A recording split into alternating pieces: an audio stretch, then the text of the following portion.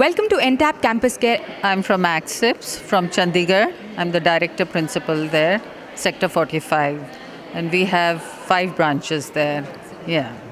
Hi, my name is Jasdeep Kalra and I'm the Executive Director of the AKSIPS Group of Schools, Chandigarh. So ma'am, what do you understand by a progressive educator?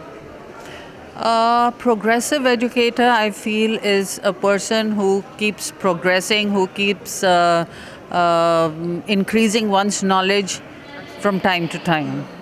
And sir, what do you understand by the growing use of technology in education, specifically K-12 schools?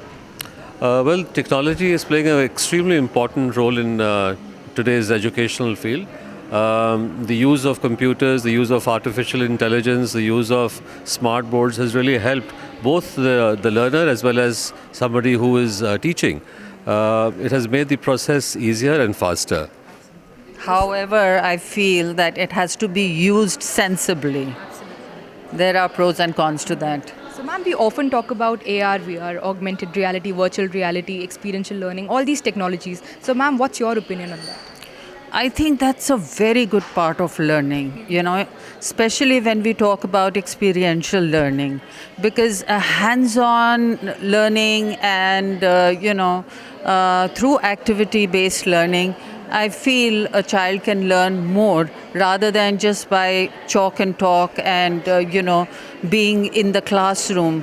The latest vision, I feel, should be a no walls kind of system, where we can just take them to the object if the object is not available in the classroom. Yeah. So sir, what do you understand by the combination of leadership and management in running a school? How important is it?